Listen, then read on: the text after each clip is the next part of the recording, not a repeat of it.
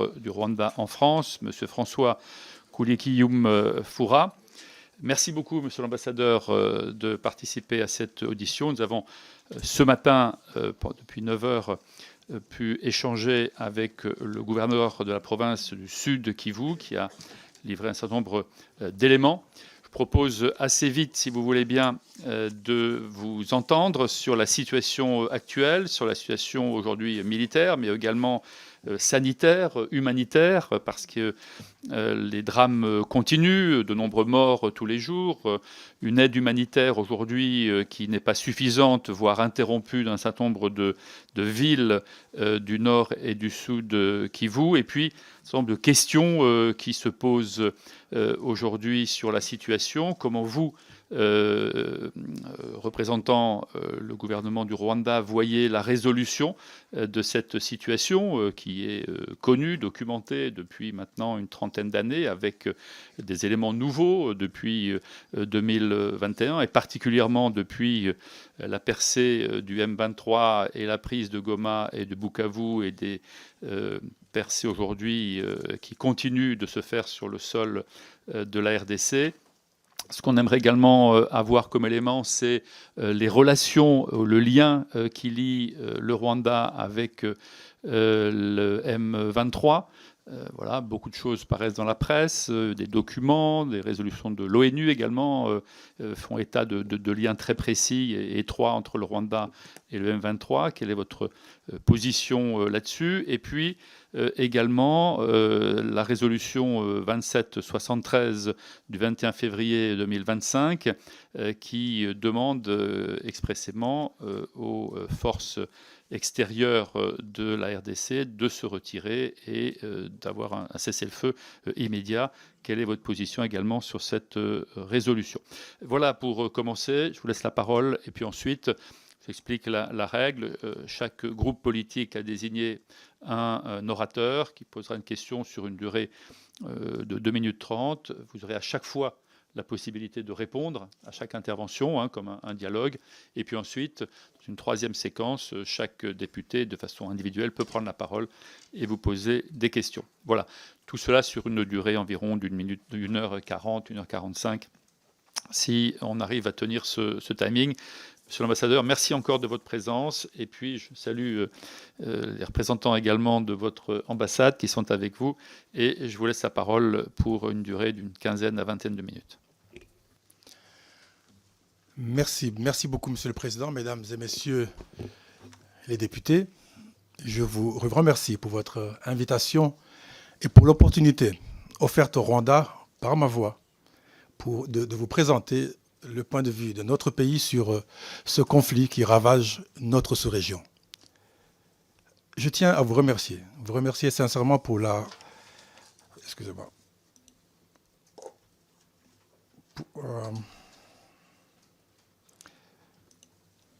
Je crois qu'il y a un problème de... Voilà. On va régler les questions techniques. Vous avez un certain nombre d'illustrations... C'est ça oui, non, c'est bon. Elles sont connectées? Oui, très bien. Voilà. Oui, tout d'abord, je tenais à vous remercier pour cette invitation et l'opportunité qui m'est offerte de partager avec vous, très chers parlementaires, la position du Rwanda sur le conflit actuel à l'est de la RDC. Un conflit qui tire ses racines dans l'histoire complexe de notre région et qui requiert une lecture fine, sans raccourcis et sans préjugés hasardeux. Depuis février 2022, une guerre fait rage aux portes de l'Union européenne, à 2400 km d'ici, en Ukraine. Pour de nombreux responsables politiques, cette guerre constitue une menace existentielle pour l'Europe.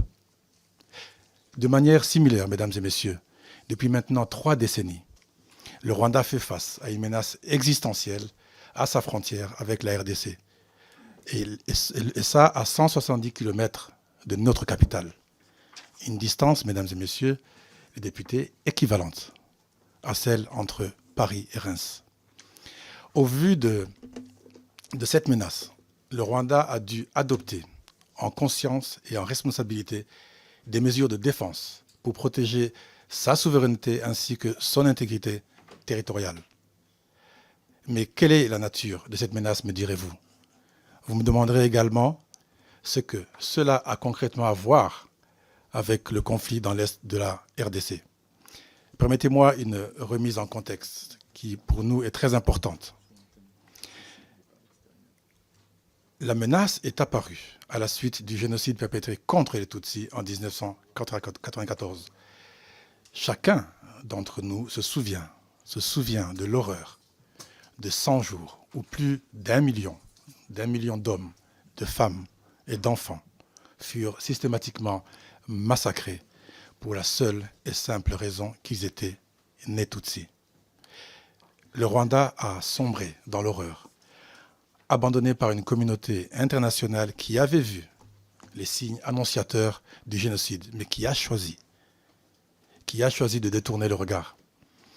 Et c'est profitant de cette atonie, parfois même de cette complicité, que les responsables de ces massacres ont pu fuir et trouver refuge à l'est de la RDC. Oui, cela fait plus de 30 ans que ces milices responsables du dernier génocide du XXe siècle se regroupent, se réorganisent et se réarment pour terminer le travail. Autrement dit, mesdames et messieurs, pour revenir et exterminer les Tutsis. Malgré un statut d'organisation terroriste reconnu par les États-Unis, reconnu par les Nations Unies, et ainsi que des sanctions émises par l'Union européenne, les FDLR continuent à jouir de l'impunité la plus totale, protégés par les gouvernements congolais successifs. Je vous le dis, mesdames et messieurs les députés, et je vous le répète, car ce sont des faits. Les FDLR sont aujourd'hui un allié stratégique de Kinshasa, en coalition avec les forces armées congolaises. Il va sans dire que le FDLR/FARDC incarne une menace sécuritaire pour le Rwanda, non seulement encouragée par la RDC, mais également tolérée par la communauté internationale et la MONUSCO, qui est censée les désarmer depuis 25 ans. Aux atrocités que ce groupe commet dans l'est de la RDC, et cela à plusieurs occasions, s'ajoutent des incursions meurtrières sur le sol rwandais en violation flagrante de notre souveraineté et de notre intégrité territoriale. Les circonstances ne se prêtent pas à un exposé détaillé de ces drames, mais permettez-moi d'en citer quelques-uns pour illustrer l'ampleur de ce phénomène avec, évidemment, une pensée pour les victimes et leurs proches. Le 18 mars 1997, les FDLR prennent d'assaut une école à Nyange, dans le nord du Rwanda. Sommés de se séparer entre Hutus et Tutsis, les élèves refusent et la grande majorité est exécutée à coups de balles et de grenades. Moins d'un an plus tard, le 19 janvier 1998 à Rubavu, 35 employés d'une brasserie sont froidement abattus dans leur bus. Le 23 décembre 1999, toujours à Rubavu, près d'une cinquantaine de civils, dont des femmes et des enfants, sont tués à bout portant. Certains brûlés vifs. Nous avons projeté des images qui vous permettent de regarder à chaque moment les éléments que je suis en train de décrire dans mon propos liminaire. Sur des cas plus récents, en octobre 2019, le même groupe frappe à Kinigi, site touristique emblématique près du parc de Virunga, abritant les mythiques gorilles au dos argenté. Résultat, 14 morts, que des civils. En juin 2022, mesdames et messieurs, leurs roquettes lancées par les FDLR FARDC pleuvent sur les districts rwandais de Musanze et Burera en pleine préparation du sommet du Commonwealth. Dernièrement, le 26 janvier 2025, dans une fuite en avant, après la prise de Goma par le M23, les FDLR/FARDC pilonnent à l'aveugle la ville frontalière de Rubavu, touchant 216 habitations, tuant 16 civils et blessant 177 autres. En presque 30 ans, la barbarie est restée la même, systématique, ciblée et profondément anti-civile. De plus, depuis la bataille de Goma que je viens de mentionner, il est prouvé, mesdames et messieurs les élus, qu'une attaque de grande envergure sur le sol rwandais était en préparation. Une attaque menée par les FDLR/FARDC, les milices Wazalendo, les forces armées burundaises, la force régionale Samir RDC, ainsi que des mercenaires européens, principalement venus de la Roumanie et dont certains ont servi dans la Légion étrangère. Des stocks d'armes importants, des stocks de munitions, une artillerie lourde, des mortiers, des missiles longue portée, des missiles anti-aériens et drones kamikazes ont été retrouvés à moins de 5 km de notre frontière. Ces armes n'étaient pas orientées vers le théâtre des opérations contre les M23, mais en direction de positions civiles rwandaises. Je vous le répète, mesdames et messieurs, ces armes étaient bel et bien dirigées vers des enfants, des femmes et des hommes rwandais. C'est donc en vertu de cette menace existentielle qui perdure depuis plus de 30 ans que le gouvernement rwandais a mis en place des mesures de défense pour prévenir que le conflit ne déborde pas sur notre territoire et surtout pour protéger la population rwandaise. Monsieur le Président, Mesdames et Messieurs les députés, aujourd'hui, si la coalition FDLR-FARDC constitue une menace pour le Rwanda, la mécanique infernale du génocide est toujours à l'œuvre en RDC. Depuis des siècles, les populations rwandophones congolaises sont présentes dans la région du Kivu, bien avant le découpage des frontières hérité de la conférence de Berlin de 1885. Au lendemain des indépendances, ces populations y sont persécutées à cause de leur identité. À l'arrivée des génocidaires, un grand nombre d'entre eux ont été assassinés, des femmes ont été violées, et c'est tout un peuple qui a été poussé à l'exil sans que le gouvernement de Kinshasa ne s'y oppose. Le Rwanda abrite à ce jour plus de 100 000 réfugiés congolais victimes de ces atrocités, tandis que l'Ouganda en accueille plus de 400 000. Ce sont ces populations-là que le M23 défend. Le M23, je le rappelle, étant un mouvement congolais et qui se bat pour les droits des populations congolaises. Mesdames et messieurs les élus, le mardi 11 mars 2025, certains députés de partis représentés ici ont été scandalisés, et ce à raison, par des propos tenus sur des questions liées au contrôle au faciès, des propos qui ont été jugés inacceptables, insupportables, racistes et voire discriminatoires. Imaginez un instant, imaginez maintenant un pays, la RDC, où le simple fait d'avoir un certain faciès, d'être assimilé à un Rwandais, à un Tutsi, constitue une condamnation à mort. L'exécution sommaire de Tutsi et de toute personne perçue comme rwandaise est devenue la norme. Pire encore, ces actes de barbarie sont exhibés sans honte sur les réseaux sociaux. Des appels à la haine sont lancés et encouragés jusqu'au plus haut sommet de l'État, ouvrant la voie à toutes sortes de dérives dont, pardonnez-moi de le préciser, des actes de cannibalisme envers leurs compatriotes rwandophones. Mesdames et messieurs les députés, le député Justin Bitakwera, un ancien ministre et figure influente, proche du président Tshisekedi, a déclaré en juillet 2023 que chaque Tutsi est un criminel né. Chaque Tutsi est un criminel né, ayant le même créateur que le diable.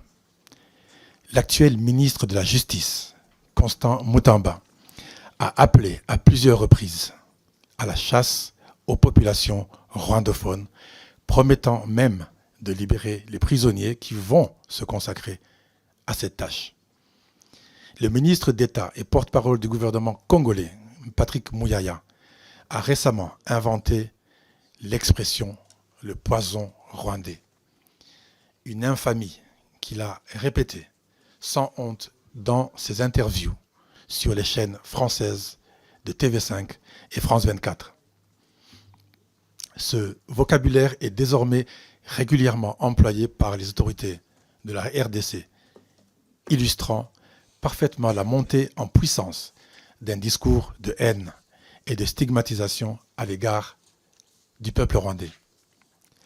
Ceci reflète une stratégie de propagande délibérée visant à alimenter un climat de méfiance et d'animosité au sein de l'opinion congolaise, publique congolaise, africaine et internationale.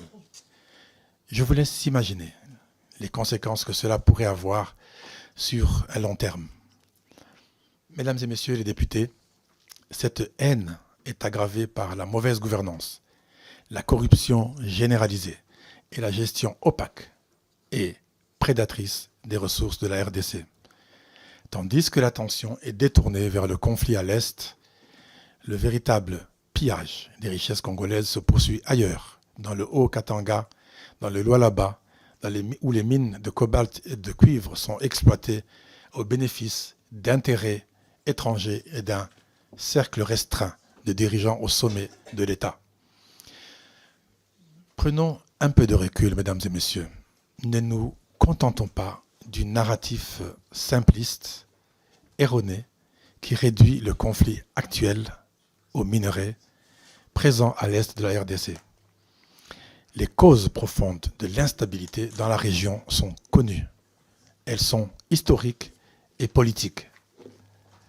Le Rwanda et la RDC se situent sur la même zone géologique, riche en minerais, appelée la ceinture de Kibaran. Croire que cette richesse géologique s'arrête aux frontières coloniales est une absurdité.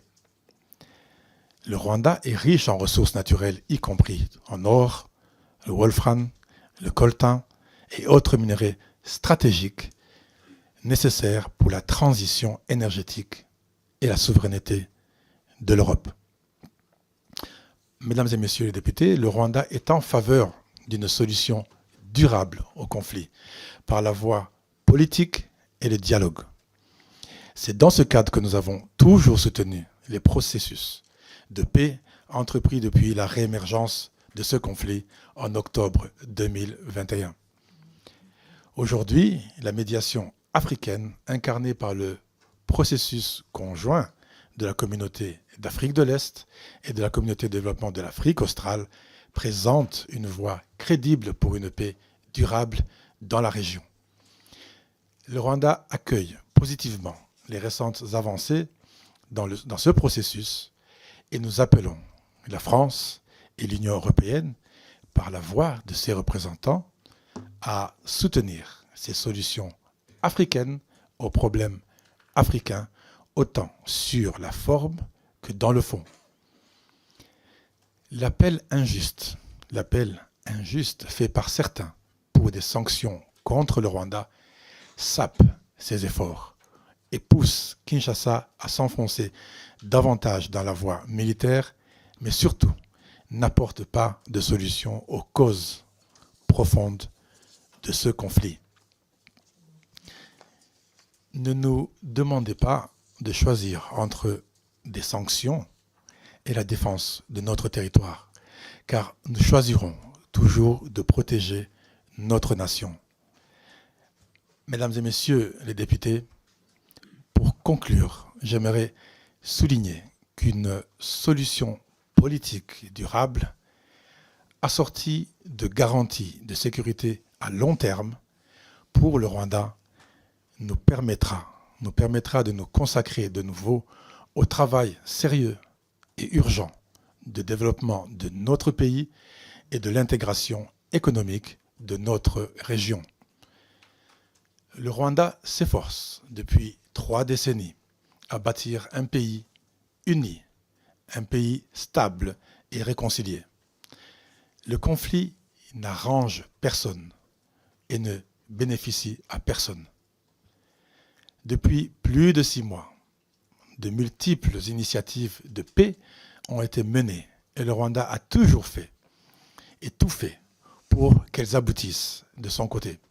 Le régime de Kinshasa a par contre tout fait pour les saboter. Malgré les avancées du sommet de Dar es Salaam, malgré la rencontre des chefs d'État de Doha et le nouveau processus conjoint de la communauté est-africaine et d'Afrique australe, pas plus tard que lundi soir, mesdames et messieurs, pas plus tard que lundi soir, le président Tshisekedi tenait encore des propos incendiaires vis-à-vis du Rwanda. Je le répète, le Rwanda a toujours souhaité un règlement politique et sécuritaire durable pour la région. À cet égard, le Rwanda est déterminé à travailler avec toutes les parties afin de respecter les engagements pris, en particulier dans le cadre du processus conjoint de la communauté est-africaine et d'Afrique australe, ainsi que d'autres initiatives complémentaires. Cependant, mesdames et messieurs les députés, la sécurité du Rwanda est non négociable. Et c'est pour cette raison que nos mesures de défense resteront à ses frontières jusqu'à la levée de cette menace existentielle. Le Rwanda veut la paix, les Rwandais et les Rwandaises veulent vivre en paix. Je vous remercie pour votre attention. Merci beaucoup, Monsieur l'ambassadeur, pour avoir bien expliqué la logique dans laquelle se trouve le Rwanda, en revenant notamment à l'origine du conflit, la nécessité bien sûr de protéger votre État. Les questions sur lesquelles je vous ai sollicité, je pense, vont trouver un écho parmi les intervenants à présent. Je ne vais pas les rappeler là pour ne pas prolonger et rallonger votre intervention, mais je les ai toujours en tête. Et donc, la discussion va commencer maintenant avec les groupes politiques de la Commission des Affaires étrangères. Et le premier intervenant est Laurent Mazori, et il représente le groupe Liberté Indépendant Outre-mer et Territoire. Et je passerai la parole ensuite à M. Jean-Paul Lecoq et à M. Guillaume Bigot, dans l'ordre. Merci, Monsieur le Président. Monsieur l'ambassadeur, la Commission suit avec la plus grande attention l'évolution de la situation sécuritaire dans la région des Grands Lacs, en particulier dans l'est de la République démocratique du Congo. Ces dernières semaines, la reprise des affrontements autour de Goma et Bukavu a provoqué une grave détérioration de la situation humanitaire, avec des centaines de milliers de déplacés et de nombreuses victimes civiles. Dans ce contexte, les accusations d'implication directe du Rwanda aux côtés du M23 ne cessent de se renforcer. Plusieurs rapports indépendants, notamment ceux du groupe d'experts des Nations Unies, font état de la présence de plusieurs milliers de militaires rwandais opérant en RDC en appui aux forces du M23. Ces éléments ont d'ailleurs été repris dans la résolution 2773 du Conseil de sécurité, adoptée en février dernier, qui appelle explicitement au retrait sans condition des troupes rwandaises du territoire congolais. Par ailleurs, plusieurs partenaires internationaux du Rwanda, dont l'Allemagne et le Canada, ont récemment décidé de suspendre leur aide bilatérale au regard de cette situation et de la responsabilité qui est imputée à votre gouvernement. Dans ce contexte, nous souhaitons vous entendre de manière claire et précise. Comment le Rwanda peut-il continuer à nier toute implication alors que les faits documentés et les prises de position internationales convergent vers une responsabilité directe de votre pays dans la déstabilisation de l'Est de la RDC ? Par ailleurs, comment peut-il soutenir, et c'est surtout ce point, le M23 accusé de crimes majeurs, et notamment d'exécution d'enfants et de très nombreux viols ? Pensez-vous possible, monsieur l'ambassadeur, que votre pays puisse donc arrêter ce soutien au M23 et démontrer ainsi la volonté de paix que vous venez encore à l'instant d'affirmer devant nous et dont nous vous faisons crédit ? Je vous remercie. Merci, monsieur le député. Monsieur l'ambassadeur, si vous voulez bien répondre. Merci beaucoup, monsieur le député, pour cette question et je compte y apporter tous les éclaircissements possibles sur ce point. Première question relative à l'implication du Rwanda. Nous avons, de par la voix de mon ministre des Affaires étrangères et toutes les autorités politiques du Rwanda, refuté, et je veux le réaffirmer ici, s'il vous plaît, refuté la présence de troupes rwandaises sur le sol congolais. Nous n'avons pas de troupes rwandaises sur le sol congolais. Cependant, et comme je l'ai dit dans mon discours, nous avons pris des mesures défensives à nos frontières pour la raison suivante. Lorsque vous avez de l'autre côté 22 000 hommes de force congolaise, 18 000 forces Wazalendo, des miliciens, 12 000 hommes de la force burundaise, 4 000 hommes de la force Samir RDC, 4 000 hommes de la force MONUSCO, toutes qui convergent ou qui proposent, les preuves sont là, d'attaquer le Rwanda, nous mettons des mesures à notre frontière pour s'assurer qu'il n'y ait aucune incursion, malgré qu'il y ait des tentatives, qu'il n'y ait aucune incursion sur notre territoire. La seconde question relative au soutien au M23. Monsieur le député, nous ne soutenons pas le M23. Certes, nous comprenons leur combat parce que, comme je l'ai expliqué dans mon propos liminaire, voici une force qui défend des populations rwandophones se trouvant dans les terres du Kivu, sur leurs terres, et lorsque des résolutions ou des experts leur demandent de se retirer, ils vous répondent se retirer pour aller où? Ils sont chez eux. Ce sont des Congolais d'expression rwandaise, mais ce sont des Congolais. Des Congolais dont une partie d'entre eux a pris les armes pour défendre les leurs. Je vous l'ai dit tout à l'heure, nous avons plus de 100 000 réfugiés congolais au Rwanda et plus de 400 000 en Ouganda. Sur votre dernière question, possible d'arrêter l'implication du M23, c'est ça? Écoutez, le soutien au M23, je crois que j'avais déjà répondu sur le soutien au M23 et je m'arrêterai sur ce point-là. Merci, Monsieur l'Ambassadeur. Je donne la parole à présent pour la gauche démocrate et républicaine à Monsieur Jean-Paul Lecoq. Merci, Monsieur le Président. Monsieur l'Ambassadeur, quand je vous ai écouté depuis le début de votre propos sur le chemin qui me relie à l'Assemblée nationale, j'avais l'impression d'avoir déjà entendu ce discours. C'est souvent un discours utilisé pour justifier l'injustifiable. Le fait de dire on se défend, on agresse, mais c'est pour se défendre, c'est pour défendre notre population. On est dans un contexte où par exemple, Poutine en Ukraine, et je crois que le sujet est abordé ce matin, dit « j'ai défendu les populations russophones du Donbass ». On a la même expression de M. Netanyahou qui défend Israël et c'est pour ça qu'il envahit la Palestine, etc. On a maintenant le roi du Maroc qui dit « le Sahara occidental, c'est à moi ». Et donc j'interviens, c'est pour défendre, etc. Et d'ailleurs, il me faudra des terres supplémentaires qui se trouvent en Algérie, en Mauritanie, jusqu'au fleuve Niger. Et vous avez les mêmes expressions. Moi, mes questions, elles sont simples. Puisqu'il y a débat, donc je ne vais pas savoir qui a raison, qui a tort. La justice internationale est là pour ça. Moi, je n'ai pas la capacité d'enquête. Ce que je sais, c'est que ma force politique, le Parti communiste, a pris position et a défendu le peuple rwandais quand il y avait le génocide et a pris position et a réagi à ce moment-là. Ce que je sais, c'est que des matières premières sont actuellement extraites du Congo et vendues à l'échelle internationale. Par qui?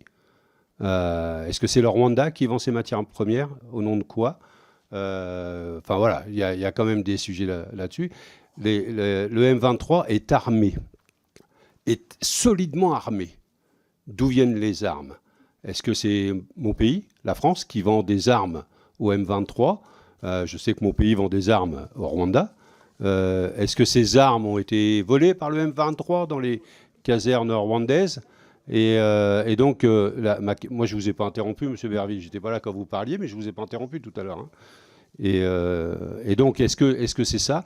Et puis, comment à l'échelle internationale, beaucoup d'observateurs, jusqu'à l'ONU, dit il y a un sujet, le Rwanda est en train de bafouer le droit international, ne respecte pas les règles des peuples, et vous venez nous expliquer qu'il n'y a pas de sujet. Est-ce que vous avez raison contre la communauté internationale? Est-ce que la communauté internationale a quelque chose contre le Rwanda qui fait que tout se contraint? J'aurais aimé aussi que vous précisiez les choses dans ce domaine. Merci beaucoup, Monsieur Lecoq. Monsieur l'Ambassadeur. Merci beaucoup, monsieur le député, monsieur Lecoq. Je veux commencer par votre dernier point. La communauté internationale a quelque chose contre le Rwanda? Je ne sais pas. Je reprends dans ce sens. Vous vous rappellerez toujours en 1994, la communauté internationale n'a rien fait. Elle a observé. Elle a observé pendant qu'un génocide d'un million de personnes, parce que Né Tutsi était en train de s'exécuter. Alors, nous avons appris notre leçon. Et 80 ans déjà, l'Holocauste. À l'époque, on avait dit plus jamais ça, never again. 94, juste avant que le génocide se passe, on a dit never again. Mais il s'est passé. On a appris notre leçon, on s'est dit, quoi qu'il arrive, on mettra tous les moyens, aussi modestes soient-ils, en notre possession, pour que le plus jamais ça ne se fasse au Rwanda ou dans notre région. Parce que tous les signes annonciateurs dans l'est de la RDC, vu les discours de haine, vu les propos discriminatoires, vu la chasse aux Tutsis, sont en train de se passer. Les discours de haine, vous avez vu on vous a montré une image, ce que dit l'actuel porte-parole du gouvernement en parlant du poison rwandais, le ministre de la Justice qui parle de chasse aux Tutsis, aux rwandophones, et vous dites qu'il n'y a pas de signe. Je ne sais pas. Votre question par rapport aux armes, nous ne vendons pas d'armes au M23 et nous ne recevons pas d'armes. La France ne vend pas d'armes au Rwanda. Je voulais apporter cette précision. Merci beaucoup. Monsieur s'il y a une question que... Il y avait une autre question sur la question des ventes de minerais ou de matières premières. Très bien. Et puis sur la vente d'armes, la question n'était pas exactement celle-là, elle était d'où viennent les armes. Est-ce que vous avez des informations, vous, sur la provenance et la façon dont le M23 s'équipe? Il y a cette question-là. D'où viennent les armes? Oui, merci pour cette question. Mais là, je vais vous demander de vous adresser aux représentants du M23. Et je suppose qu'ils pourront vous dire d'où viennent les armes. Je ne suis pas leur porte-parole et je ne peux répondre à cette question. Et la première question, c'était sur les matières premières.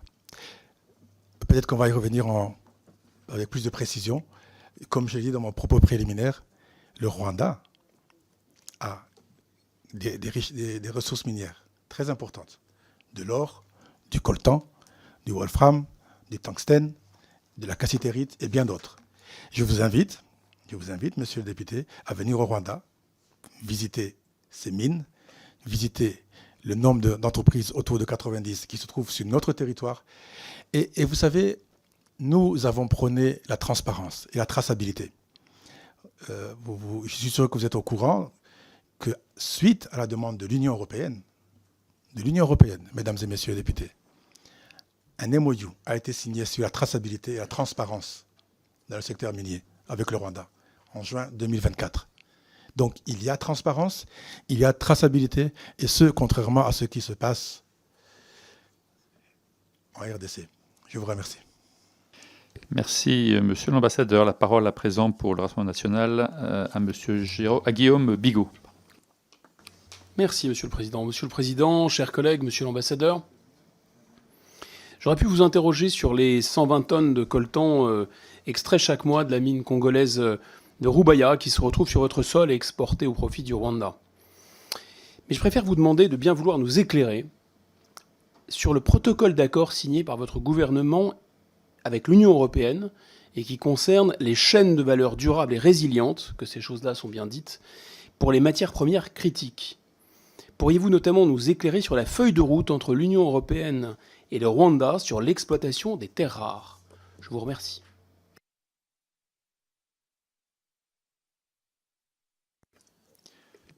Merci beaucoup, monsieur le député Bigot. Je crois que j'avais répondu en partie quand je parlais du secteur des mines. Si on peut peut-être remettre la slide sur la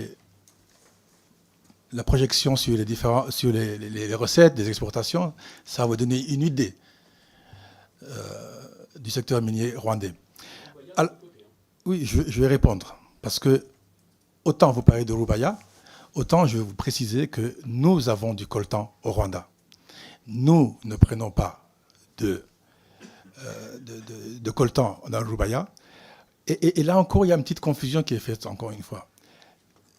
L'exploitation du coltan de Rubaya, une exploitation artisanale, elle est faite, comme vous, je l'ai dit dans la presse, et elle profite aux populations qui sont sur place, mais il ne faut pas confondre cette exploitation, cette exportation. J'ai vu des rapports des experts qui parlent de 320 000 $. Et ce n'est pas ça qui va venir au Rwanda, ça c'est sûr. Dans le cas du Rwanda, nous avons du coltan qui est exploité et qui est exporté en Europe. La feuille de route, je pourrais vous partager le document plus tard, si vous voulez, en rapport avec le protocole d'accord signé avec l'Union européenne. Mais encore une fois, je vais insister sur ce principe. D'un côté, nous prenons la transparence, mesdames et messieurs, et la traçabilité dans le secteur minier. Je pense que c'est quelque chose qui devrait être non seulement encouragé par les députés qui sont là, et bien d'autres par des entreprises qui sont rassurées, qui sont aujourd'hui rassurées que le Rwanda a une transparence. Et cette transparence permet d'avoir encore plus d'entreprises qui viennent sur le secteur au Rwanda, plutôt que d'aller dans la sous-région. Merci.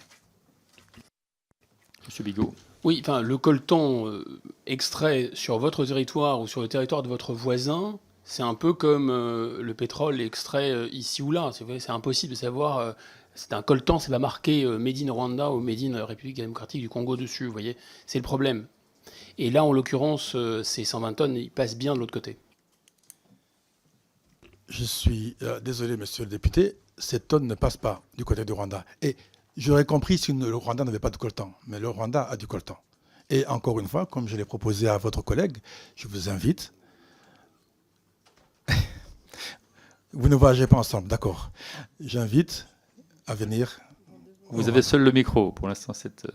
J'entendais quelqu'un me... Oui, mais chacun parlait, mais vous avez le micro. Merci, monsieur le député. Monsieur Bigot. Ultimement, bon, d'abord, moi, je voyage avec tout le monde. Mais surtout c'est le sujet, c'est est-ce que vous pourriez nous éclairer sur ce protocole d'accord avec l'Union européenne et la feuille de route, enfin, ce qui est prévu avec l'Union européenne concernant ces chaînes de valeur. Merci.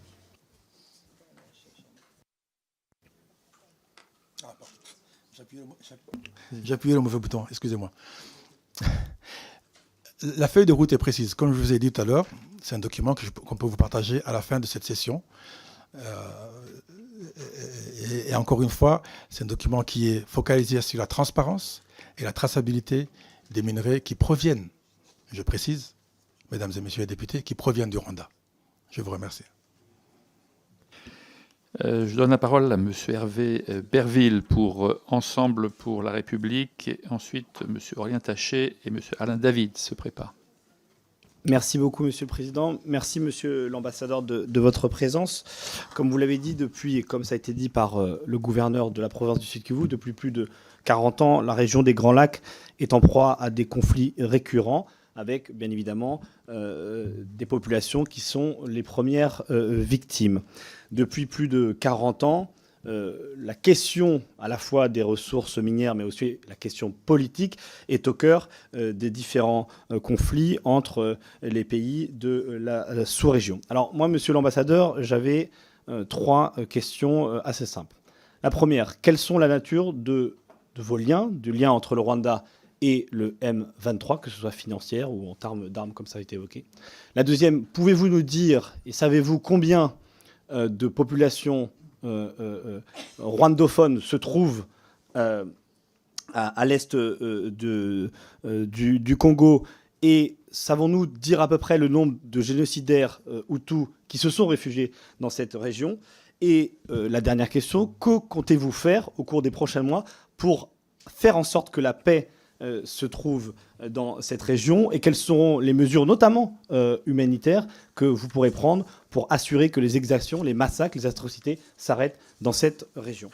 Et, Monsieur le Président, si vous me permettez, nous sommes à quelques jours de la commémoration du génocide des Tutsis. Et je le dis parce que je viens d'entendre une conversation, donc je veux qu'elle soit au compte-rendu de nos travaux. J'ai entendu une collègue qui vient de dire C'est fou, je cite, que tous les peuples victimes de génocide passent d'agressé à agresseur. Madame Clémentine Autain. Et Madame la ministre Dominique Voynet vient de dire, non, je continue parce que j'ai entendu, malheureusement, je le dis, parce que je le dis. Et vous avez indiqué, Madame la ministre, ils ont une position victimaire. Dire ça en présence d'un ambassadeur, dire ça au moment où on est en train de commémorer le génocide des Tutsis, je trouve ça indécent. Et je comprends... Non, je termine. Non, mais attendez, vous avez le droit Monsieur de... Berville, vous avez 15 secondes. Et je termine. Et je comprends pourquoi, pendant des décennies, la classe politique française a été incapable de faire la vérité sur ce rôle dans le génocide des Tutsis. Alors, Madame Autain, mais dans un format court, Oui. voilà, et qu'on puisse continuer Plusieurs l'audition, éléments. mais bien évidemment, Je vous avez remercie la parole. beaucoup. Plusieurs éléments. Je pense que vous voyez la distance. Il y a des conversations privées et des prises de position politiques. Donc, vous n'êtes pas mon porte-parole, donc vous n'avez pas à relater. Non, vous n'avez pas entendu ce que nous avons dit. Primo.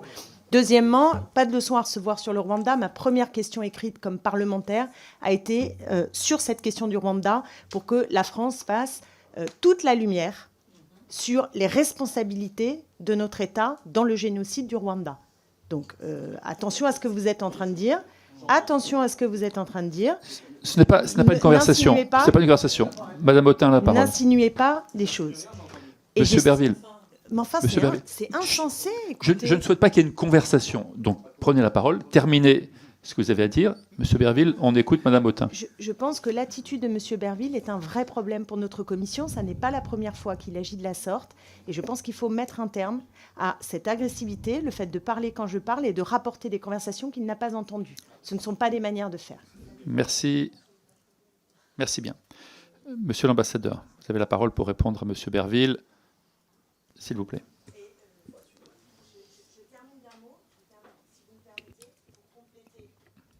Allez-y. Pour compléter ce que je pense, pour exprimer ma position, donc je lui dis sur le génocide. Et oui. S'il vous Et plaît, vous cela parlez à n'empêche l'ensemble de la pas commission. d'être tout aussi lucide sur ce qui se passe aujourd'hui et les responsabilités du Rwanda.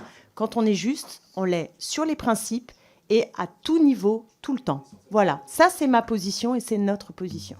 Merci. Merci. Monsieur l'ambassadeur, vous avez la parole.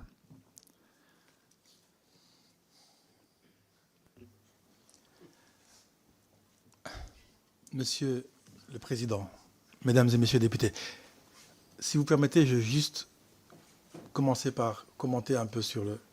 Ne vous y mettez pas vous aussi, monsieur l'ambassadeur. Non, mais c'est une précision. Je vous en prie. Je Allez-y. n'ai pas entendu la conversation. Allez-y, j'essaie de mettre une touche.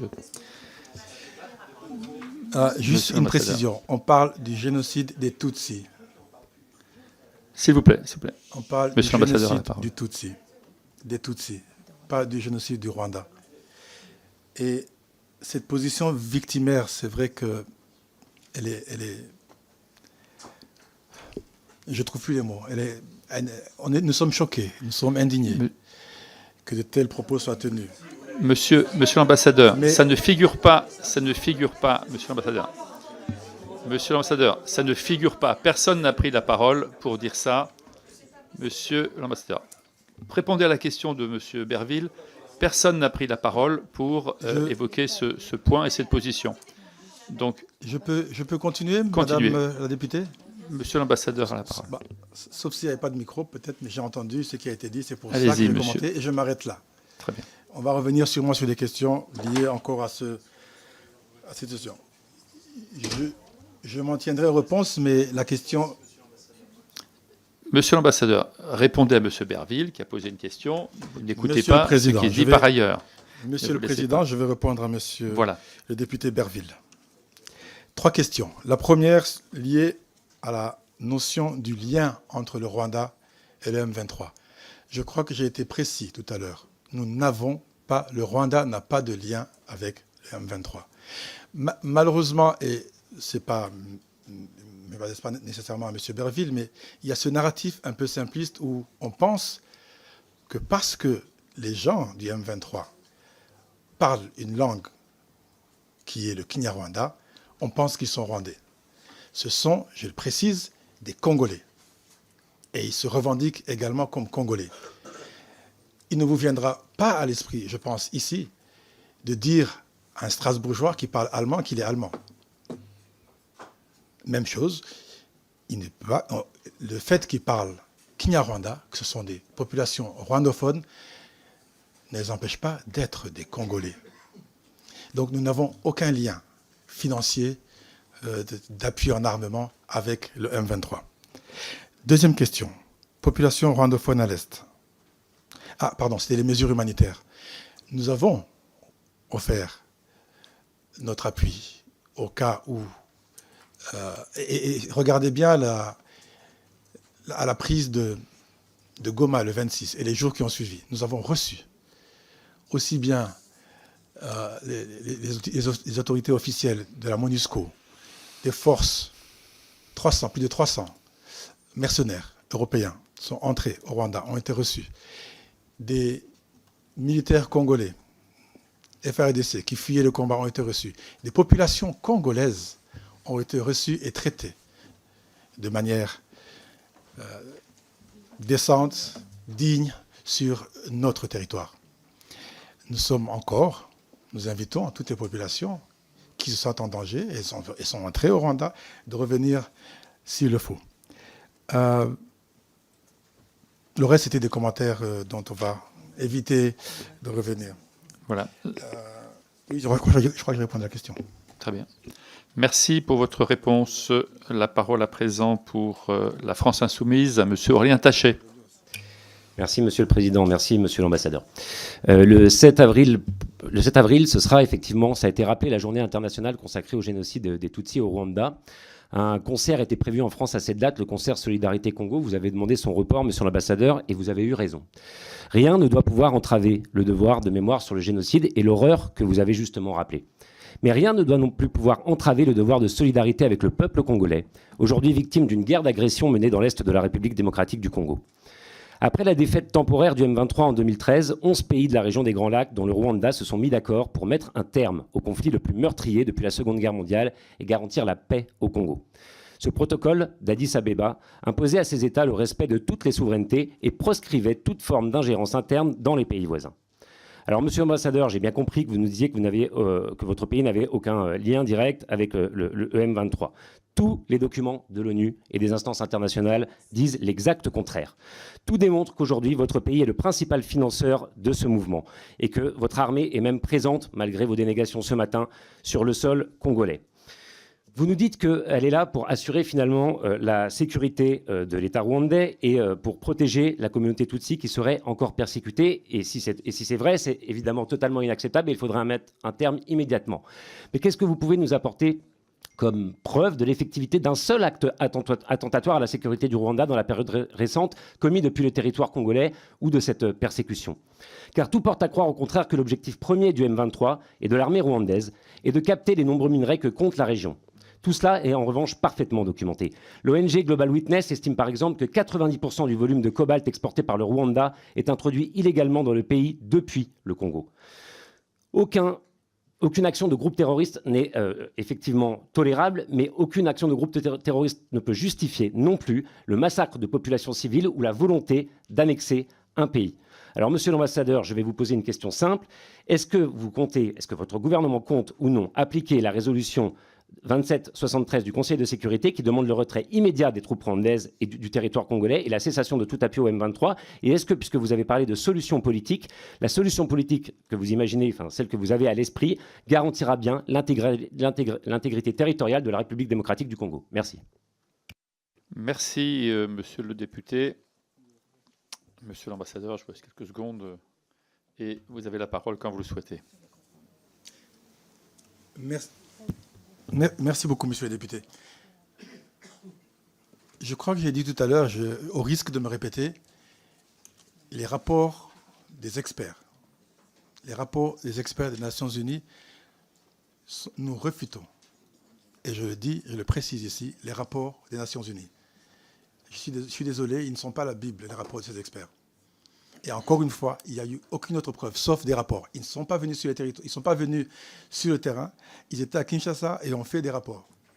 Ils sont retournés à New York et ont écrit des rapports que nous refutons. Encore une fois, nous n'avons pas pas de troupes sur le sol congolais. Le fait que le M23 a fait cette expansion, allez poser la question au M23. Si l'armée congolaise est en débandade, ça c'est un problème interne entre le M23 et l'armée congolaise. Nous n'avons pas de troupes sur le territoire congolais. Ce qui fait que la résolution que vous citez, elle n'est pas applicable au Rwanda. Le retrait des troupes rwandaises du Congo, il n'y a pas de troupes rwandaises au Congo. Par contre, quelque chose qui est important que nous voulons souligner par rapport au dialogue politique, est la chose suivante. Nous avions d'abord un processus de Luanda et ensuite le processus de Nairobi, où les deux qui ont été combinés récemment lors du sommet des chefs d'État qui a eu lieu le 8 février à Dar es Salaam. Il s'en est suivi des réunions des chefs d'état-major des armées, toujours à Dar es Salaam, suivi par des réunions des ministres des Affaires étrangères à Harare. Et là, je parle de la fusion des deux processus. Que s'est-il passé après? À chaque fois, regardez, c'est public, c'est dans les informations, monsieur le député, à chaque fois, la RDC a annulé ou n'a pas respecté ces accords. N'a pas respecté les conditions qui sont dans ces accords. Dernier élément, c'était Doha. Voilà que les deux chefs d'État se rendent à Doha, se rencontrent, signent des accords communs, un communiqué qui demande un cessez-le-feu, qui demande le dialogue entre le M23 et les autorités congolaises. C'était, je crois, la première fois qu'il acceptait de dialoguer. Le lendemain de cette réunion de Doha, le président Tshisekedi fait une interview dans le Figaro. Allez regarder l'article, où il parle de Pantin, en parlant du M23, où il revient sur la résolution 2773. Alors, qu'est-ce que vous souhaitez? Nous avons là un leadership qui passe d'un accord et son contraire. Je ne vais pas revenir sur tous les accords, plus d'une dizaine d'accords signés à Bujumbura, à Nairobi, à Dar es Salaam, à Luanda, et qui n'ont jamais été respectés par la partie congolaise. Volonté politique, je pense qu'il faudrait vous adresser à Kinshasa. S'il y a volonté politique, les choses vont se résoudre. Nous avons toujours précisé que nous souhaitons un dialogue politique, nous souhaitons la paix dans notre région. Personne n'a intérêt à ce qu'un conflit s'éternise. Je vous remercie. J'avais oublié de préciser, vous avez parlé des récentes attaques. Je crois qu'ils ont enlevé la slide. Vous avez entre 97 et 2025, il y a eu plus de 30 attaques. Entre 2018 et 2025, nous avons compté plus de 20 attaques et incursions au Rwanda, monsieur le député. Et à chaque fois, nous en avons informé les autorités compétentes. Les Nations Unies, la structure IGLR, c'est une structure en anglais, je vais revenir sur le terme si nécessaire. À chaque fois, nous avons informé les autorités compétentes. Qu'est-ce qu'il en a été? La communauté internationale a pris note. Vous avez tous pris note, mais rien n'a été fait. C'est que je voulais préciser sur ça. Merci beaucoup. Merci, monsieur l'ambassadeur. La parole pour le groupe socialiste et apparenté à monsieur Alain David. Merci, monsieur le président. Monsieur l'ambassadeur du Rwanda, la France a soutenu la résolution 2773 du 21 février dernier qui réaffirme l'attachement de la communauté internationale à l'intégrité territoriale de la RDC, sa condamnation des offensives du M23, soutenue par la force de défense rwandaise, et sa réprobation absolue des violations du droit humanitaire et des atteintes aux droits de l'homme. D'ailleurs, les soupçons d'un conflit instrumentalisé afin de piller les ressources naturelles des provinces du Nord et du Sud Kivu ont récemment conduit le Parlement européen à adopter une résolution demandant à l'Union européenne de suspendre l'accord sur les minerais rares signé en 2024 avec votre pays. On ne peut que regretter que les médiations de l'Angola et du Kenya n'aient pas permis d'apaiser la situation et espérer que celle du Qatar, engagée le 18 mars dernier à Doha, permettra de placer la région sur le chemin de la paix. Pouvez-vous, Monsieur l'ambassadeur, nous préciser les éléments de blocage qui ont fait échouer les médiations précédentes et nous présenter les demandes portées par la partie rwandaise dans le cadre de la démarche dite du processus fusionné de l'Organisation des États de l'Afrique de l'Est et de l'Organisation des États de l'Afrique australe. Merci. Merci, monsieur le député. Question précise, monsieur l'ambassadeur. Merci beaucoup. Allez-y. Merci beaucoup, monsieur le député. Oui, comme vous dites, monsieur le président, question précise, réponse précise. Les éléments de blocage, si je peux le résumer en un seul mot ou deux mots, pour être précis. La volonté politique. La volonté politique de Kinshasa de mettre les conditions qui sont signées à chaque sommet, à chaque réunion en œuvre. Tant que, et c'est public, monsieur le député, tant qu'on va dans un sommet, on s'entend sur des points précis, sur des conditionnalités, de cessez-le-feu, neutralisation des FDLR, dialogue direct avec le M23.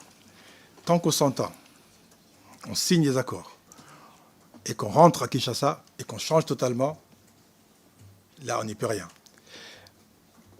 Depuis quelques semaines, nous avons entendu la ministre des Affaires étrangères de Kinshasa parler de « je pense qu'il est temps de commencer à faire un dialogue ».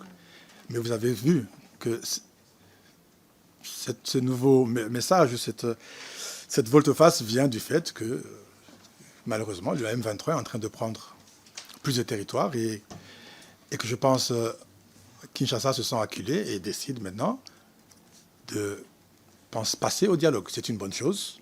Il est important de continuer à dialoguer. Mais pour nous, il n'y a pas que le dialogue.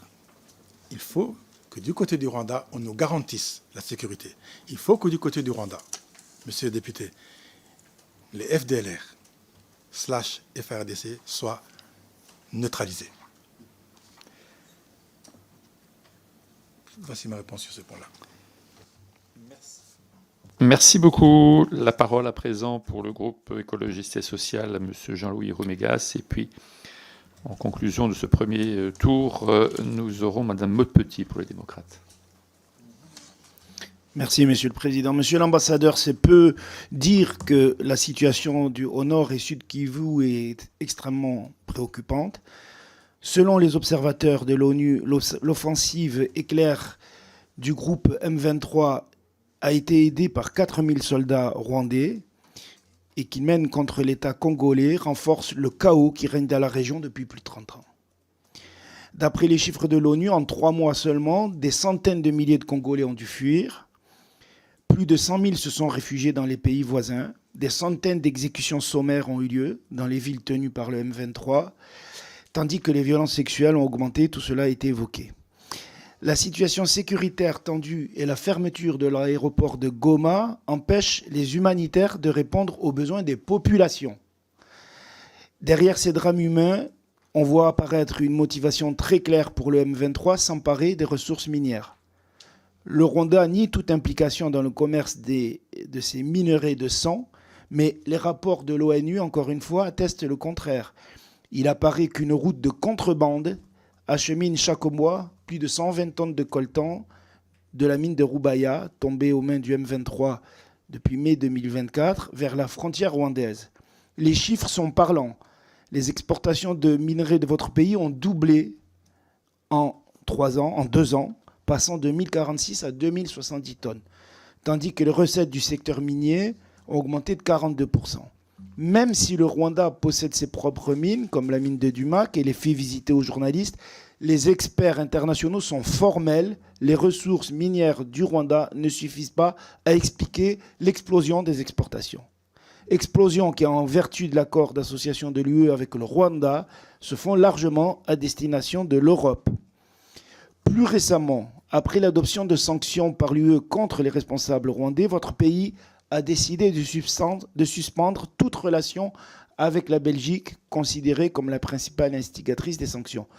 Toute l'aide belge aux ONG rwandaises et internationales est désormais interdite.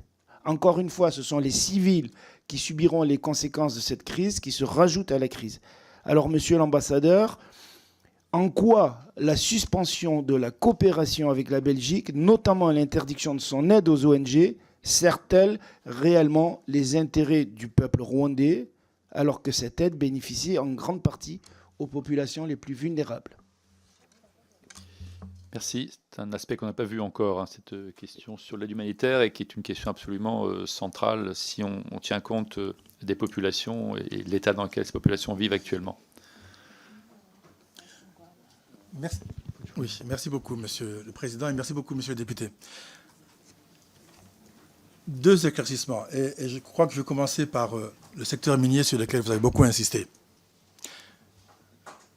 Vous savez, Monsieur le député, le Rwanda a mis en place, il y a 7 ans, une stratégie ambitieuse. Je vais un peu aller en détail pour vous expliquer pourquoi il y a une telle croissance et en revenus et en exportation de nos minerais. Le Rwanda a mis en place une stratégie ambitieuse visant à accroître la valeur ajoutée, mesdames et messieurs, la valeur ajoutée des minerais et autres matières premières que nous avons au Rwanda. Cette initiative s'inscrit bien entendu dans notre vision à long terme de transformation économique du Rwanda. Et l'un des objectifs clés de ces stratégies est de positionner le Rwanda et notre capitale en particulier comme un hub incontournable pour les échanges de matières premières et les services financiers. En intégrant donc des infrastructures modernes et en mettant en place un cadre réglementaire attractif, le Rwanda aspire à devenir une plateforme de référence pour la transformation et la commercialisation des ressources naturelles qui se trouvent sur son territoire. Et de surcroît, mesdames, messieurs les députés, elle attire aujourd'hui beaucoup d'investisseurs dans ce secteur-là. Et dans le cadre de cette politique, dès 2018, une fonderie d'étain a été mise au service, permettant de traiter et de purifier l'étain extrait du Rwanda. En 2019, une raffinerie d'or, la première sur le continent africain, a été inaugurée, offrant la possibilité, messieurs les députés, de transformer l'or brut en lingots de haute pureté. Et plus récemment, en 2024, une raffinerie de Tantale a commencé ses opérations, renforçant ainsi la capacité du Rwanda à traiter localement les minerais stratégiques utilisés notamment dans les technologies de pointe. Vous savez, cette stratégie de valeur ajoutée pour le Rwanda, elle a été appliquée comme le fait depuis des années la Belgique ou la Suisse. Anvers, c'est la plateforme d'export de diamants et de l'or. Mais je ne pense pas qu'il y a une seule minerai d'or à Anvers, monsieur le député. Ces nations, bien qu'elles ne possèdent pas elles-mêmes ces ressources, elles ont su développer un écosystème performant. Là, je parle de la Suisse et de la Belgique.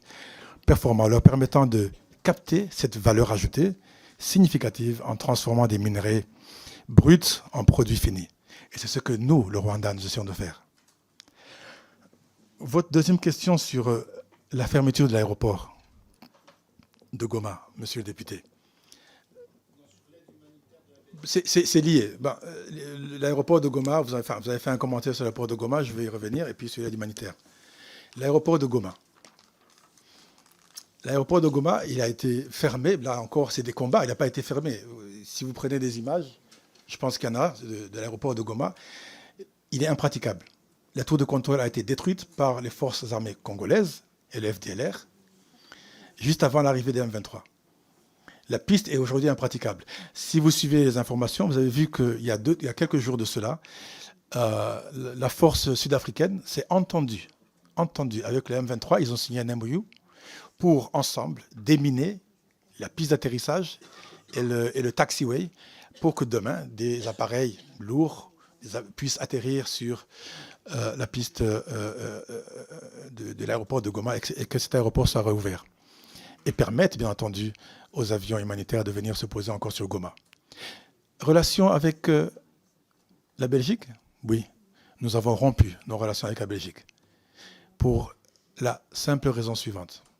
Voici un pays qui connaît très bien notre histoire, avec qui nous avons une histoire très proche, qui a décidé de faire du lobbying dans toutes les capitales européennes, au niveau des institutions de Bretton Woods, la Banque mondiale, le FMI, pour que des sanctions économiques, mesdames et messieurs, soient prises. Ceci, pour nous, était inacceptable. Inacceptable. À quoi ça sert d'avoir une relation avec un pays qui prône que des sanctions soient prises contre lui, des sanctions économiques? Et nous assumons cette décision. Et bien entendu, même les ONG, on aura d'autres ressources. On n'a pas besoin de ressources belges pour que les populations rwandaises soient servies. Merci. Merci, Monsieur l'ambassadeur. Peut-être pour prolonger la question, si vous me permettez, on a compris votre position sur les minerais, sur l'exploitation des minerais. On connaît bien sûr le développement économique du Rwanda, l'attractivité, vous l'avez rappelé, de plateformes de transformation sur l'étain, sur l'or, sur le tantal prochainement. Mais est-ce qu'on peut imaginer, Monsieur l'ambassadeur, que des opérateurs privés franchissent la frontière aujourd'hui à partir de mines situées dans l'est du Congo et se rendent au Rwanda justement pour profiter de ces installations ou de l'exportation? Est-ce que ça, c'est des trafics qui sont possibles et qui passeraient sous le spectre de la visibilité officielle?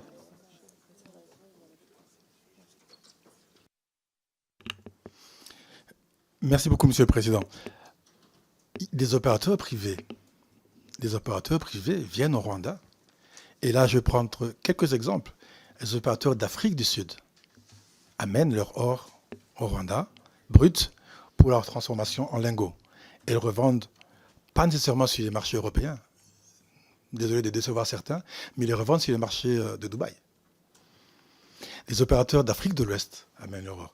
J'ai entendu tout à l'heure mon prédécesseur parler de quelques opérateurs congolais qui traversent, qui donnent leur or, qui est transformé et qui repartent avec. J'ai entendu dire ça tout à l'heure. Qui repartent avec et qui vont le vendre sur Dubaï.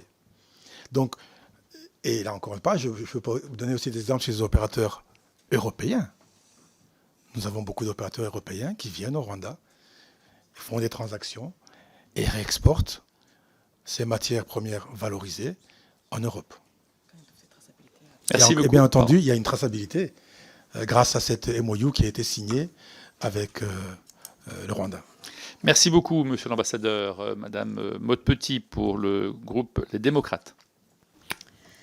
Merci, Monsieur le Président. Votre Excellence, je vous remercie de nous accorder cette opportunité de dialogue, même si j'ai peut-être eu un peu le sentiment ce matin que nous sommes venus avec nos questions et que vous êtes venus avec vos réponses. Le conflit en République démocratique du Congo, particulièrement dans l'est du pays, est une tragédie humaine et sécuritaire qui mérite toute notre attention. Les tensions persistantes exacerbées par les activités du groupe rebelle M23 ont des répercussions graves sur la stabilité régionale et sur les populations civiles, vous en conviendrez. Le gouvernement congolais et les rebelles du M23 ont accepté de se rencontrer pour des négociations directes le 9 avril prochain à Doha, au Qatar. Ce sera la première rencontre directe depuis que le M23 a pris le contrôle de Goma et Bukavu en début d'année. La situation demeure instable, mais cette rencontre est porteuse d'espoir, car les affrontements sporadiques, les déplacements massifs de population et une crise humanitaire aggravée ont causé des millions de victimes. 6 millions de morts, 7 millions de déplacés internes, 375 000 enfants exposés au recrutement forcé. Et c'est depuis 1998 le bien triste bilan que les conflits en République démocratique du Congo auraient directement ou indirectement causé, et ces chiffres ne cessent d'augmenter. Depuis 2021, les affrontements ont repris de plus belle, et plus particulièrement dans le nord Kivu et le sud Kivu, deux régions frontalières du Rwanda. Les combats mettent aux prises les forces de l'armée congolaise à celles du M23, groupe rebelle opposé au gouvernement congolais, créé en 2012 par d'anciens membres des forces armées, majoritairement composés de combattants issus de la minorité ethnique Tutsi. Les rebelles revendiquent la défense des droits de cette communauté dans une région marquée par des tensions ethniques. Malgré les démentis de Kigali, et vous les avez encore repris ce matin, il est clairement démontré que le M23 bénéficie du soutien du Rwanda. Des experts de l'ONU ont souligné la présence de milliers de militaires rwandais aux côtés du M23 dans les territoires du Nord Kivu. Des photographies aériennes ont montré des mouvements de soldats du M23 équipés de matériel sophistiqué provenant, je vais le dire, probablement du Rwanda, tels que des véhicules blindés ou des systèmes de missiles antiaériens. La France, mais aussi l'Union européenne et les États-Unis ont dénoncé ce soutien de Kigali au M23, ont demandé le retrait des troupes rwandaises du territoire congolais, sans résultat à ce jour. Votre Excellence, je souhaite vous faire écho des inquiétudes et interrogations d'un représentant de la communauté congolaise importante dans ma circonscription, avec qui j'échange régulièrement, notamment au sujet de votre audition de ce jour. Je me fais le relais de ces craintes pour que vous puissiez nous rassurer. Première question, comment justifiez-vous la présence des troupes rwandaises sur le sol congolais? Avez-vous clairement appelé le groupe rebelle M23 à cesser les exactions dans l'État congolais? Deuxième question, pensez-vous que la rencontre prévue à Doha le 9 avril prochain soit vraiment porteuse d'espoir et qu'elle puisse ramener une paix durable entre vos deux États? Et enfin, troisième petit point que personne n'a évoqué, le français n'est plus la langue officielle du Rwanda au profit de l'anglais qui a été privilégié. Votre positionnement sur le retour du Rwanda au sein de la francophonie à travers l'OIF serait intéressant à entendre. Je vous remercie. Merci Madame la députée, Monsieur l'ambassadeur. Trois gros blocs de questions, en tout cas thématiques. Trois gros blocs de questions. Je vais peut-être commencer par la dernière. Je pense parler français et je vous promets que la grande majorité de nos concitoyens parlent français. Mais surtout, préciser la chose suivante. Nous avons 4 langues officielles au Rwanda. Le Kinyarwanda, le français, l'anglais et le swahili. Madame, vous vous trompez.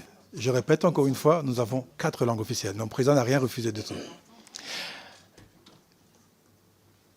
Et encore une fois, vous avez fait allusion à la francophonie, mais j'espère que vous savez que la secrétaire générale de la francophonie est rwandaise et parle très bien français, cette belle langue de Molière.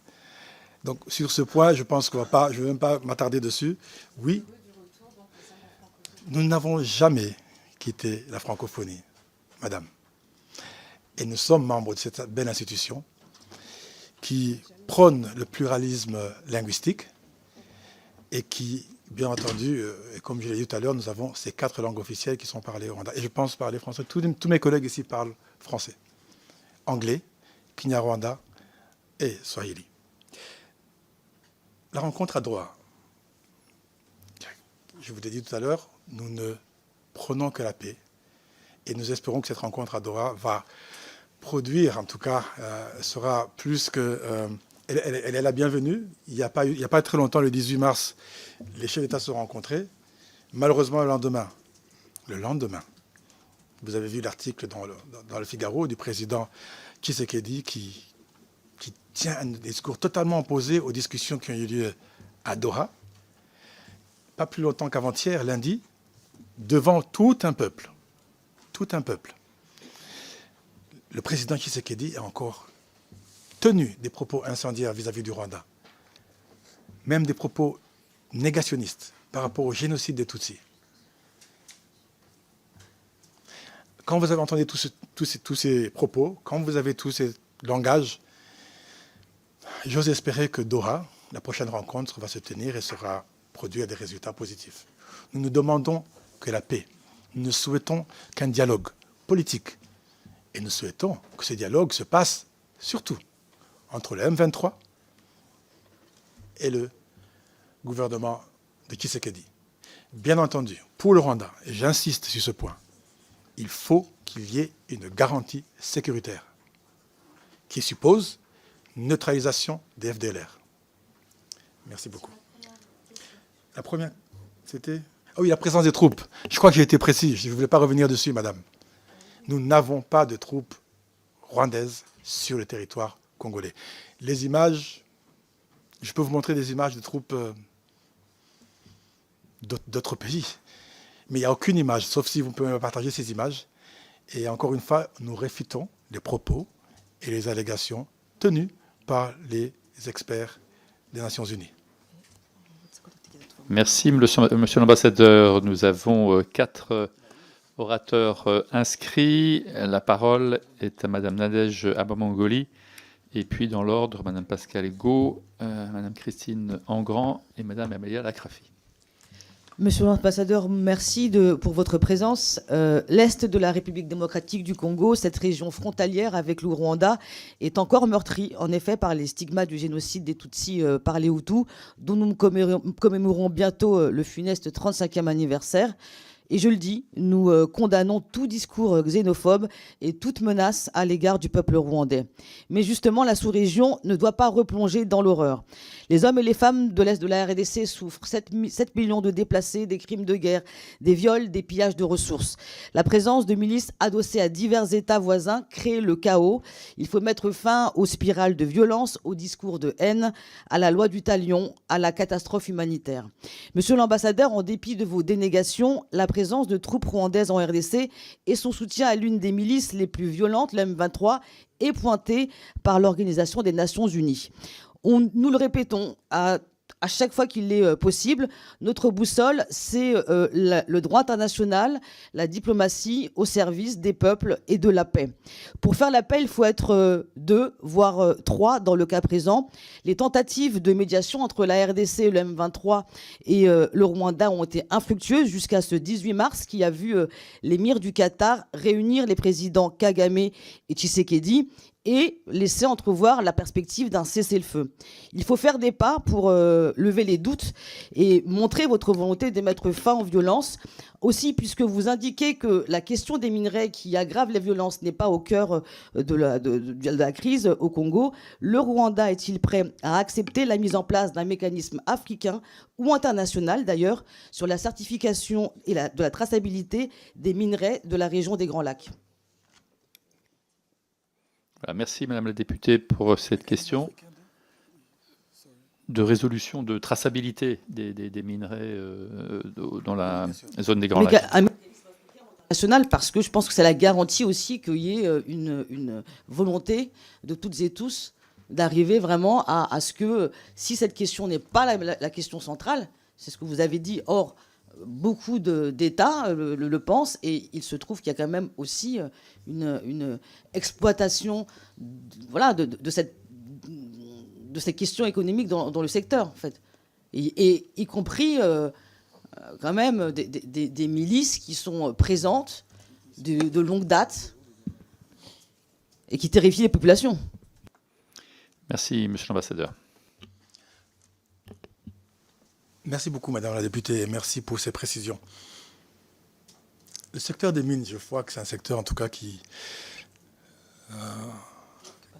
passionne non seulement les députés, mais beaucoup d'opérateurs économiques. Parce qu'encore une fois, il s'agit de millions ou de milliards de revenus pour certains. Mais en l'occurrence, je le précise ici, surtout pour des compagnies étrangères, européennes, occidentales. Ce sont ces compagnies qui exploitent le cobalt, le cuivre dans les régions du Katanga et dans la région du Lualaba. Ce sont des compagnies européennes, mesdames et messieurs les députés. Alors, si nous avons, et à l'initiative, à la demande, madame la députée, de l'Union européenne, accepté et signé un accord de traçabilité avec l'Union européenne, traçabilité et transparence dans le secteur des mines. On le ferait très volontiers et on invite des pays africains, s'il faut qu'ils en signent, ou l'Union africaine, à signer un accord similaire Pourquoi serions-nous transparents avec l'Europe et ne pas avec notre continent africain? Nous invitons, s'il y a un accord à signer, on a signé l'équivalent, même avec l'Europe, on signerait volontiers avec une institution africaine, l'Union africaine ou d'autres institutions qui sont dans le secteur des mines. On va le signer volontiers, puisqu'on l'a signé avec l'Europe, avec l'Union européenne, pour être précis. Je vous remercie. Merci, Monsieur l'ambassadeur. Madame Pascale Gaud. Oui, merci, Monsieur le Président. Monsieur l'ambassadeur, les crimes de guerre et les violations des droits humains sont sévères, très sévères dans la région. Je suis là. Et la question des violences faites aux femmes est une immense préoccupation. Médecins sans frontières a d'ailleurs lancé un cri d'alarme en indiquant que le nombre de femmes soignées après avoir été victimes de violences sexuelles est sans précédent. Quelles mesures votre pays met-il en œuvre pour accompagner les victimes, notamment celles qui trouvent refuge sur votre territoire? Quelles actions envisagez-vous au niveau régional pour garantir une protection et une prise en charge efficace? Merci. Monsieur l'ambassadeur. Oui, merci beaucoup, Madame la députée. Je l'ai dit tout à l'heure dans mon propos préliminaire, et nous sommes engagés dans le cadre des processus. Au départ, il y avait deux processus, le processus de Luanda et le processus de Nairobi. Ces deux processus ont été fusionnés depuis le 8 février de cette année. Des processus qui ont un objectif précis, arrêt des hostilités, cesser le feu, et je vais juste en citer 2 ou 3, cesser le feu, neutraliser les FDLR, et bien entendu le dialogue entre le M23 et les autorités congolaises. Nous sommes toujours engagés à ce que ce processus fusionné de la communauté est-africaine et l'Afrique australe soit respecté. Nous nous sommes rendus à toutes les réunions. Nous avons signé tous les accords. Et même sur un plan technique, il y a eu ce que nous appelons le CONOPS, le concept d'opérationnalisation, qui devait mettre en œuvre, là c'est au niveau expert militaire et expert en tout cas en la matière, qui devait mettre en œuvre tous les éléments possibles pour que nous en arrivions à la paix. Nous nous sommes rendus à Doha, notre président de la République. Nos chefs d'état-major des armées se sont rendus à Dar es Salaam. Notre ministre des Affaires étrangères s'est rendu à Harare. Tout ça dans un objectif précis, s'assurer qu'il y ait un dialogue politique et s'assurer que ces accords soient mis en œuvre. Bien entendu, il y a toujours un manque de volonté politique, malheureusement, de l'autre côté, qui fait que cette mise en œuvre prend beaucoup de temps à se faire. Merci. La parole à présent, Madame Christine Engrand. Merci, Monsieur le Président. Monsieur l'ambassadeur, nous ne pouvons pas rester de marbre face à ce qui se passe dans la région des Grands Lacs. La situation dans l'est de la République démocratique du Congo reste très critique et le rôle du Rwanda dans cette crise soulève de nombreuses interrogations. D'un côté, les institutions congolaises sont d'une extrême faiblesse, ce qui crée un terreau favorable à l'instabilité. Mais de l'autre, le Rwanda est accusé de soutenir militairement le M23, un groupe rebelle congolais depuis 2021. Un schéma déjà observé en 2012 et 2013. À l'époque, une pression internationale concertée avait conduit au retrait du M23, mais aujourd'hui, ce n'est plus le cas. Vous avez parlé, Monsieur l'ambassadeur, de volonté politique pour faire cesser cette guerre qui dure depuis 30 ans. Peut-on espérer, et c'est ma question, que le rendez-vous de Doha du 9 avril amène enfin un accord de paix durable et réel? Merci. Merci, Madame la députée. Monsieur l'ambassadeur. Nous espérons également que les annonces... Merci, Madame la députée. Je vous ai refait un peu l'historique sur les différents accords, sur les différentes rencontres. En répondant à la question précédente sur les différentes rencontres qui ont eu lieu, sur les sommets qui se sont tenus, à chaque fois, il y a eu des changements de dernière minute ou toujours ce manque de volonté politique pour mettre en œuvre ces actions. Nous espérons que cette rencontre prévue le 9 avril entre le M23 et les autorités congolaises à Kinshasa porte ses fruits. Et comme vous tous, comme vous tous, et comme je l'ai dit en conclusion de mon propos préliminaire, nous souhaitons la paix. Et nous espérons qu'il y aura cette paix entre eux et les Congolais. Parce qu'une région déstabilisée, un pays aussi grand qu'un continent, 4 fois la taille de la France, 4 fois. Si cette région est déstabilisée, nous sommes tous déstabilisés. Tous. Et nous n'avons aucun intérêt, Madame la députée, que cette région reste déstabilisée. Vous savez, les échanges transfrontaliers entre Goma et Lubavu sont les plus importants dans le monde. Les statistiques le montrent. Pas en volume, ni en échange monétaire, mais en termes d'échanges qu'il y a entre frontières, ils sont les plus importants dans le monde. Et aujourd'hui, pour qu'ils continuent à avoir des échanges, je crois tout à l'heure, mon prédécesseur parlait d'échanges économiques. Il y a intérêt, nous avons tous intérêt qu'il y ait cette paix. Et nous espérons que ce M23 et les autorités de Kinshasa mettront tout en œuvre pour appliquer cette paix. Merci, Monsieur l'ambassadeur. Dernière intervention, celle de Madame Amélia Lacrafi, qui a la parole. Merci, Monsieur le Président. Monsieur l'ambassadeur, vous avez affirmé que le M23 est une armée congolaise défendant des Congolais réfugiés dans votre pays, au Burundi et d'autres. Pourtant, plusieurs rapports, et ça a été dit plusieurs fois par tous mes collègues, documentent un soutien logistique et militaire du Rwanda. Vous avez contesté la fiabilité de ces rapports. Dans ce contexte, comment concilier, voire réconcilier votre position officielle avec les faits documentés sur le terrain, et quelles garanties le Rwanda peut-il offrir pour démontrer qu'il ne poursuit aucun agenda d'ingérence en RDC? Et au-delà de ce face-à-face tendu, comment le monde francophone pourrait-il jouer un rôle utile pour apaiser les tensions, protéger les civils et favoriser un dialogue de confiance? Kigali serait-il prêt à accueillir une initiative de médiation des institutions francophones? Merci pour votre question. C'est la dernière ce matin, à moins qu'on en rajoute une en dernière minute. C'est à vous, Monsieur l'ambassadeur. Nous gardons la meilleure pour la fin. Merci beaucoup, Madame Lacrafi. Merci beaucoup pour cette question. Au risque de me répéter, oui, nous réfutons les rapports faits par les experts des Nations Unies parce que nous n'avons pas de troupes sur le territoire congolais. Donc, la garantie que nous souhaitons, c'est la garantie que nous demandons. Nous avons toujours demandé une garantie de sécurité à notre frontière. Garantie de sécurité qui suppose, Madame la députée, qu'il y ait une neutralisation des FDLR. Et c'est très important pour nous, parce que, encore une fois, les gens ont tendance d'oublier et réduisent malheureusement le conflit qu'il y a en RDC, dans l'est de la RDC, à juste le M23, le FDLR, qui a commis un génocide, mesdames et messieurs, le FDLR, maintenant en coalition avec les FARDC, et oublie totalement les 200 autres groupes rebelles qui se trouvent dans cette région. Oublie totalement les forces ADF, une force islamiste qui fait des massacres innommables dans le nord du Kivu, dans l'Ituri. Ça, on omet de dire ça.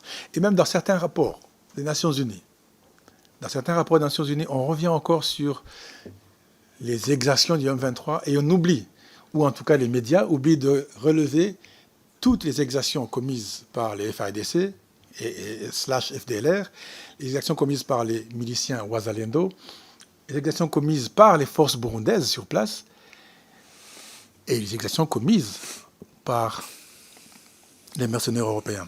Donc la garantie que nous souhaitons, Madame la députée, c'est surtout une garantie de sécurité à notre frontière.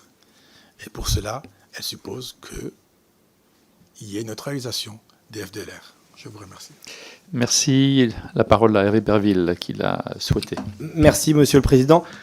Une petite question, après avoir entendu les différentes interventions, qui demeure, c'est à l'heure des réseaux sociaux, de portables qui peut être dégainé partout, tout le temps, des images satellites. Comment expliquez-vous qu'une majorité de personnes, et on l'a vu ici à l'Assemblée nationale, je n'en fais pas partie, considère qu'il y a l'armée rwandaise dans cette région? Alors que, Et vous l'avez un peu évoqué. Si c'était le cas, ça fait 6 mois, 1 an ou même 3 ans qu'on aurait vu au moins une vidéo de quelqu'un pris avec son smartphone avec une colonne de l'armée rwandaise. Donc comment vous expliquez que le narratif continue d'être que le principal responsable de ce qui se passe est l'armée rwandaise, alors qu'a priori, au vu du manque d'images, c'est pas le cas? Monsieur l'ambassadeur. Merci beaucoup, Monsieur le Président. Je ne sais pas si c'est un adage ou c'est peut-être moi qui vais l'inventer, mais on dit souvent qu'un mensonge répété ne veut pas dire que ce soit une vérité. 1. Et de 2, oui, comme vous le dites si bien, Monsieur le député, s'il y avait eu force rwandaise sur le terrain, sur le territoire congolais, des images auraient été, des vidéos auraient été filmées, et on aurait vu ces hommes rwandais sur le territoire congolais. Nous ne sommes pas sur le territoire congolais. Par contre, ce qui nous fait extrêmement mal, et je pense même, c'est voir des images sur les réseaux sociaux. Des images, et là je parle de certains Congolais, pas tous, encore une fois, pas tous, de certains Congolais qui s'en vantent, des images de Congolais qui brûlent leurs frères congolais, prennent un individu, faciès rwandais, rwandophone, lui mettent un pneu et le brûlent. Et ensuite, je m'excuse de revenir sur ça, le mangent. C'est des images inimaginables. Mais aujourd'hui, ce sont ces images-là que nous avons. Ce sont ces images-là que nous avons sur les réseaux sociaux. Ces images qui devraient même être bannies, mais bon, c'est ça, les images sociales, c'est ça le réseau social. Les réseaux sociaux, et des fois, on ne le contrôle pas. Par contre, non, il n'y a pas de force rwandaise sur le territoire congolais. Merci, monsieur l'ambassadeur. Madame Maude-Petit.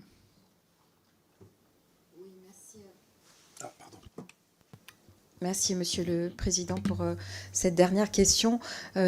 Très innocemment, vraiment, j'aimerais savoir quelles sont les relations aujourd'hui entre les différentes ethnies du Rwanda, puisque on sait que de nombreux conflits se sont déroulés depuis longtemps sur votre sol, parce que les ethnies Hutus et Tutsis n'arrivaient pas à s'entendre, je vais dire les choses de façon diplomatique. J'aimerais savoir aujourd'hui comment vivent ces communautés ensemble au sein de votre pays. Merci. Merci. Je pensais qu'aujourd'hui on parlait du Congo, de l'Est du Congo, mais je vais quand même répondre à cette question sur le Rwanda. Je pense que vous n'avez pas toute l'information, parce que, rappelez-vous, 1994, un génocide se passe, 1 million de personnes sont tuées parce qu'elles sont nées Tutsi.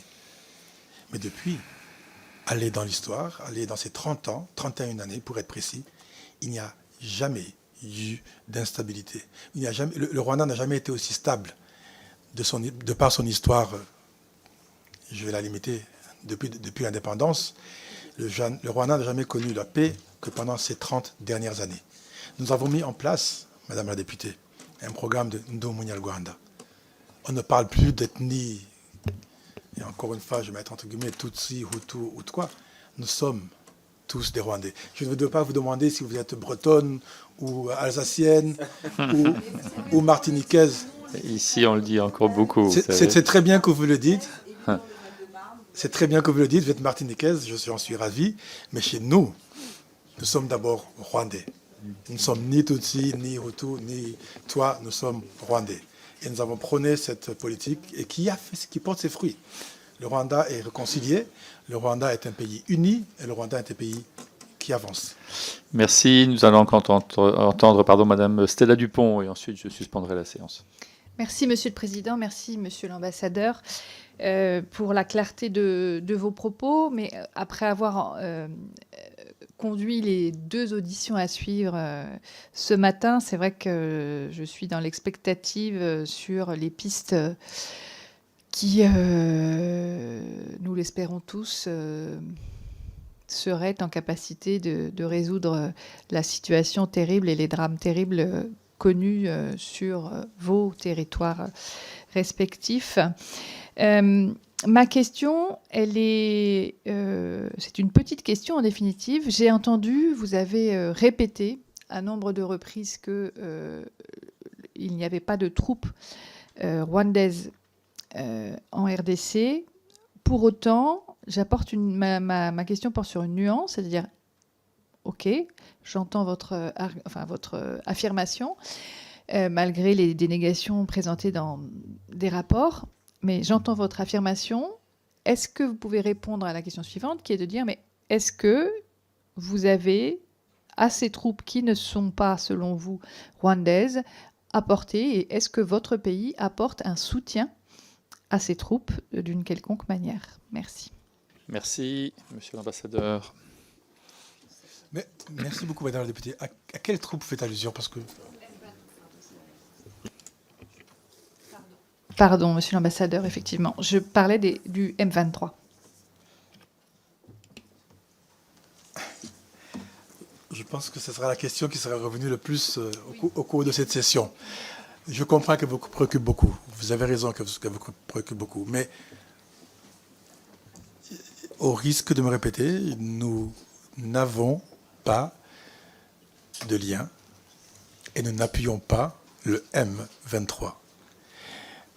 Le M23, c'est souvent, et c'est public, c'est sur YouTube, c'est sur leur chaîne, vanté à chaque fois qu'il avançait, prenait des armes, prenait des équipements des troupes congolaises qui étaient en débandade, des forces armées officielles congolaises et / FDLR qui étaient en débandade.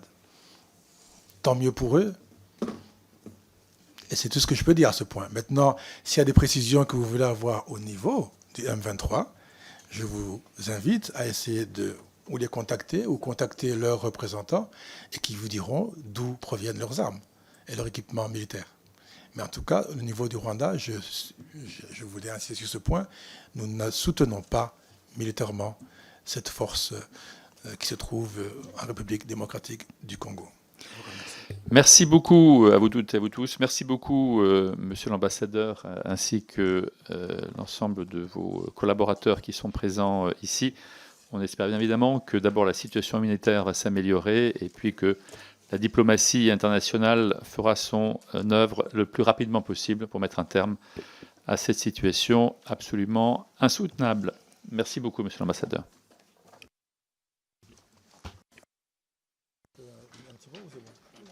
Allez-y, allez-y. Merci beaucoup, Monsieur le Président. Merci beaucoup, Mesdames et Messieurs les députés. Juste un petit mot. Juste un petit mot pour vraiment vous remercier encore pour l'invitation. Ah, ok.